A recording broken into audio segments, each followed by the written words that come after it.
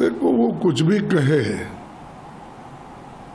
देश के जनता ने डिसाइड किया है कि इस वक्त मोदी के लीडरशिप को स्वीकार नहीं करना चाहते। और दूसरी चीज ये है कि इस इलेक्शन में महंगाई और अनएम्प्लॉयमेंट बहुत बड़ा काम किया है। उसके साथ ही साथ संविधान का और डेमोक्रेसी का भी ये लोगों के दिमाग में बैठ गया है। तो इसीलिए वो जितने भी नंबर्स बताएंगे वो नहीं बैठ रहे, कहीं किसी इसमें संदर्भ में नहीं बैठ रहे।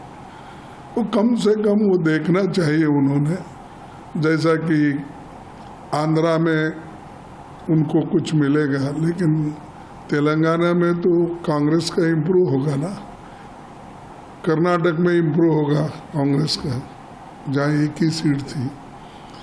फिर इसी तरह से केरला, तमिलनाडु तो बढ़त है ही है, महाराष्ट्र में बढ़त है, जब हर जगह हमारी बढ़त है, राजस्थान में बढ़त है, छत्तीसगढ़ में हमको बराबरी के सीट मिलने का है, मध्य प्रदेश में हमको 2 थे, 1 बढ़ेंगे, वहाँ पर भी कम तो नहीं होंगे।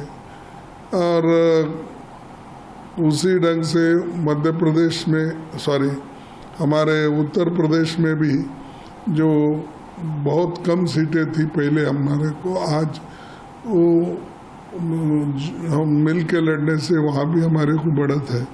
फिर किस बेसिस पे वो कह रहे हैं कि उनको बहुत से सीटें मिलेंगे और 400 पार करेंगे, ये स्लोगन जो दे रहे हैं, ये लोगों को मैं समझूंगा कि लोगों को एक बेवकूफ़ करने की बातें हैं। तो और ऐसा उनका रवैया पहले से है और कोई वो नंबर उतना बना नहीं सकते। हमको लगता है कि गठबंधन की सरकार आ जाएगी। सर, आप लोगों का मैनिफेस्टो हो और आपने कहा संविधान, एक रिजर्वेशन भी बड़ा मुद्दा रहा है पूरे चुनाव में, प्रधानमंत्री के भाषणों में हो कि रिजर्वेशन जो है हम किसी को लेने नहीं देंगे, आप लोग अपीजमेंट करना चाहते हैं। आप लोगों की तरफ से बार बार ये कहा गया कि हम जो है गिनती करवाएंगे। तो क्या माना जाए कि इस संदर्भ में जो है जनता कहाँ विश्वास कर रही है? और ये मुद्दा जो संविधान और रिजर्वेशन का है, कॉन्स्टिट्यूशन बदलने वाला जो आप लोगों ने बनाया है, क्या ये लोगों तक पहुंच पाया है? और क्या जो वोटर पिछली बार नहीं था आपके साथ इस बार आ रहा है?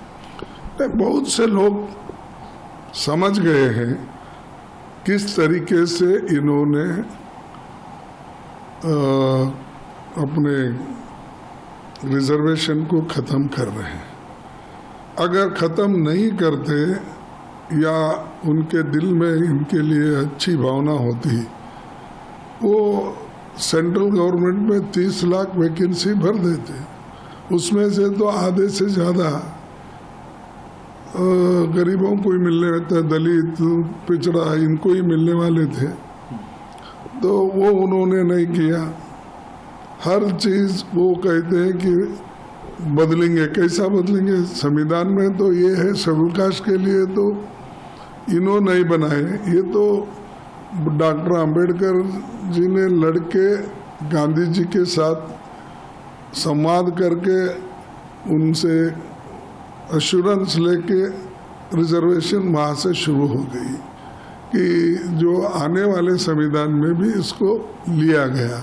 जिसको इससे पहले जो हुआ था वो पूना पैक्ट में बातचीत हो गई थी और वो आगे बढ़ी, और आगे बढ़ने के बाद सभी ने माना। पंडित और महात्मा गांधी जी ने सबको मनवाया, पंडित जवाहरलाल नेहरू जी को, वल्लभ भाई पटेल को, सभी को मनवाने के बाद आखिर में ये रिजर्वेशन क्लॉज कॉन्स्टिट्यूंट असेंबली के डिबेट के बाद आया। इनका क्या है उसमें? इन्होंने क्या कहा? मेहनत तो किए डॉक्टर बाबा साहब अम्बेडकर और पंडित जवाहरलाल नेहरू, ये सभी ने स्वीकार किया उसको। स्वीकार करके वही चल रहा है। 10 साल एक्सटेंशन होते। जब तक इस देश में अस्पृश्यता है और उनको समान दृष्टि से जब तक देखा नहीं जाता या समान दृष्टि से उनको हक नहीं मिलेगा, तब तक रिजर्वेशन ये रहेगा।